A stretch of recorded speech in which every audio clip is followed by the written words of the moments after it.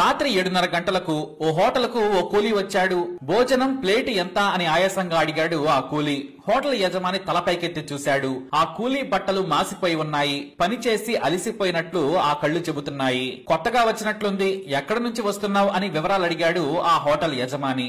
అవును సారు, కొత్తగా వచ్చాను. ఊళ్ళో పని లేదు. అమ్మ, భార్య, 2 పిల్లలు ఊళ్ళోనే ఉన్నారు. నేను పని కోసం ఈ పట్టణానికి వచ్చాను. అమ్మ ఆరోగ్యం కూడా బాగోలేదు. రూపాయి పోగేసి పిల్లలను చదివించాలి. కొంత సంపాదించాక వాళ్ళను కూడా తీసుకొస్తాను అని అన్నాడు కూలీ. కుటుంబం కోసం రక్తం చిందిస్తున్న ఆ యువకుడి తపన చూసి యజమాని సంతోషించాడు. ఆ మాటల్లో గౌరవం, కుటుంబం పట్ల బాధ్యత ఆ యజమానికి ఆ కూలీలో కనిపించాయి. తాను యవ్వనంలో ఉండగా ఒకసారి తన కష్టాన్ని గుర్తు చేసుకున్నారు ఆయన. తనకు తక్కువ ధరలో భోజనం ఇవ్వండి, ఒక కూర ఉన్నా పర్వాలేదు, ఎక్కువ ఖర్చు చేయాలన్నాడు ఆ కూలీ. రూపాయి ఇవ్వమన్నాడు ఆ యజమాని. ఆ రూపాయి ఇచ్చి ఆ రోజు పార్సల్ తీసుకుని వెళ్లిపోయాడు. ఆ మరునాడు వచ్చి ఆ హోటల్లోనే భోజనం చేశాడు. ఇలా దాదాపుగా 5 ఏళ్లు ఆ హోటల్లోనే భోజనం చేశాడు ఆ కూలీ. కొన్నిసార్లు ఇంటికి వెళ్లి తినేవాడు. ఏ రోజు తిన్నా కూడా రూపాయి చెల్లించి వెళ్లిపోయేవాడు. అలా యజమానితో పాటు హోటల్లోని పని వాళ్లకు కూడా ఆ కూలీతో పరిచయం బాగా పెరిగింది. అప్పుడప్పుడు కూలీని యోగక్షేమాలు అడిగేవాడు ఆ యజమాని. అమ్మా పిల్లలు బాగున్నారా అంటూ మంచి చెడులు కనుక్కునేవారు. ఆ కూలీ కూడా సంతోషంగా తన వివరాలు చెప్పేవాడు. అలా కాలం గిర్రను తిరిగిపోయింది. 5 ఏళ్ల తర్వాత కొత్త బట్టలతో కాస్త శుభ్రంగా హోటల్కు వచ్చాడు ఆ కూలీ. ఏంటి ఇవాళ కొత్తగా ఉన్నావని అడిగాడు యజమాని. నా కుటుంబం మొత్తం రేపు వచ్చేస్తున్నారు. చిన్న ఇల్లు కూడా కొనుక్కున్నాను. అమ్మ కూడా చాలా బాగుంది. నా కల నెరవేరింది అని నవ్వుతూ చెబుతున్నాడు. మొత్తానికి నీ కష్టాలు తీరిపోయాయి. నీ కల కూడా నెరవేరింది. నాకు కూడా సంతోషంగా ఉందన్నాడు ఆ యజమాని. అయితే నేను ఇవాళ బాగా సంతోషంగా ఉన్నాను. నాకు ఈ రోజు 10 రూపాయల పార్సల్ ఇవ్వండి, ఇంటికి తీసుకెళ్లి తింటాను అన్నాడు ఆ కూలీ. 10 రూపాయలు తీసుకుని పార్సల్ ఇచ్చాడు యజమాని. ఆ కూలీ ఆనందంగా తన పార్సల్ ను ఇంటికి తీసుకెళ్లాడు. అయితే పార్సల్ తెరిచి చూడగా రోజు తెచ్చే భోజనం మాదిరిగానే ఉంది. 3 కూరలు, 1 చారు, 1 పెరుగు ప్యాకెట్ అందులో ఉన్నాయి. ఇదేంటి, తన దగ్గర 10 రూపాయలు తీసుకుని ఆ యజమాని మోసం చేశాడని ఆవేశంగా తిరిగి హోటల్ దగ్గరికి వచ్చాడు ఆ కూలీ. హోటల్ కు వెళ్లేసరికి ఆ యజమాని లేడు. లోపల ఉన్న పని వాళ్ళను పిలిచి, మీ ఓనర్ పెద్ద మోసగాడు, నా దగ్గర 10 రూపాయలు తీసుకుని రోజు ఇచ్చే పార్సల్ ఇచ్చాడు. ఇలా ఎంతమందిని మోసం చేస్తాడు? రూపాయికి ఇదే భోజనం, 10 రూపాయలకు ఇదే భోజనమా అంటూ కోపంతో ఊగిపోయాడు. అతని మాటలు విని హోటల్లో భోజనం చేస్తున్న వారు ఆ కూలీ వైపే చూస్తూ ఉన్నారు.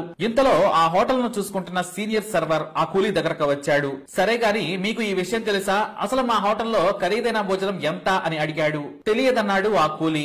5 ఏళ్ల పాటు నీకు పార్సల్ కట్టి ఇచ్చాం. ఎప్పుడైనా రేట్లు అడిగావా? కనీసం గోడ మీద రాసి ఉన్న రేట్లు చదివావా? నీకు చదువు రాకపోయినా ఎప్పుడైనా ఇంకొకరిని అడగాలని అనిపించలేదా అని అన్నాడు ఆ సర్వర్. ఆ కూలీకి ఏమీ అర్థం కాలేదు. అప్పుడు చెప్పాడు ఆ సర్వర్, మా హోటల్లో భోజనం 100 రూపాయలు. నువ్వు రూపాయికే ఈ 5 ఏళ్లు తిన్నావు. ఇవాళ వచ్చి ఇలా మాట్లాడుతున్నావు అన్నాడు ఆ సర్వర్. మరి ప్రతిరోజు రూపాయి తీసుకొని ఇదే భోజనం ఇచ్చారు, మరి ఈ రోజు 10 రూపాయలు తీసుకొని ఇదే భోజనం ఇచ్చారేంటి అని అడిగాడు ఆ కూలీ. అదే మా యజమాని గొప్పతనం. 5 ఏళ్లుగా నీకు రూపాయికే రుచికరమైన 5 కూరలతో భోజనం పెడుతున్నాం. నీ మీద దయ చూపిన మా యజమానిని తిడతావా? అన్నం తిన్న నోటితోనే మా ఓనర్ ను తిడతావా? నీ మంచితనం, నీ మానవత్వం ఇదేనా అని కోప్పడ్డాడు ఆ సర్వర్. ఆ మాటలకు అప్పుడు అర్థమైంది ఆ కూలీకి. ఒక్కసారిగా మోకాళ్ల మీద కూలబడిపోయాడు ఆ కూలీ. 5 ఏళ్లుగా కేవలం రూపాయి తీసుకొని తనకు 100 రూపాయల భోజనం పెట్టిన మంచి మనిషిని తిట్టానా? చీ, నాలాంటి వాడికి అన్నం కూడా దొరకకూడదు. దేవుడు లాంటి వ్యక్తిని నోటికొచ్చినట్లు అందరి ముందు తిట్టానని బోరుమన్నాడు. తప్పైందని సర్వర్ వైపు చూస్తూ దండం పెట్టి వెళ్లిపోతుండగా ఆగమని పిలిచాడు ఆ సర్వర్. నువ్వు వస్తావని మా ఓనర్ ముందే చెప్పాడు. ఇదిగో నువ్వు 5 ఏళ్లుగా ఇచ్చిన రూపాయి నాణేలు ఈ సంచిలో ఉన్నాయి. నువ్వు ఇందాక ఇచ్చిన 10 రూపాయలతో సహా. నీ కష్టాలన్నీ తీరాక ఇద్దామనుకుని భద్రపరిచారు మా ఓనర్ గారు. ఈ లోపు నీ కష్టాలు తిరగపోయి ఉంటే ఎప్పుడో ఇచ్చేవారేమో. నీలాంటి కష్టపడేవారంటే ఆయనకు ఇష్టం. ఇదిగో ఈ సంచి తీసుకోమని చేతిలో పెట్టేశాడు. నీకు ఖర్చులుంటాయి. అమ్మ ఆరోగ్యం కోసమో లేదంటే పిల్లల చదువు కోసమో వాడుకోమని మా యజమాని చెప్పాడని సంచి చేతిలో పెడుతూ కూలీకి చెప్పాడు ఆ సర్వర్. అతని మాటలకు ఆ కూలీ నోరు కూడా మెదపలేదు. కన్నీళ్లు జరజరా జారిపోతూ ఉన్నాయి. చీ, నాలాంటి తొందరపాటు మనిషికి, చెడ్డ వ్యక్తికి బ్రతికే హక్కే లేదనుకున్నాడు. మీ ఓనర్ గారి ఇల్లు చూపించండి, కాళ్ల మీద పడి క్షమించమని అడుగుతానన్నాడు ఆ కూలీ. కానీ ఆ సర్వర్ నాకు కూడా తెలియదని చెప్పాడు. ఎవరిని వారి ఇంటికి రానివ్వడు. మనకు ఆస్తి ఉన్నా సాయం చేసే గుణం లేకుంటే దండగా. కడుపు నిండా అన్నం పెట్టేంత శక్తి ఉంటే తప్పకుండా చేయాలి. ఇదే మా అయ్యగారు చేశారు. నీలాంటి వారికి ఎంతో మందికి భోజనం పెడతారు ఆయన.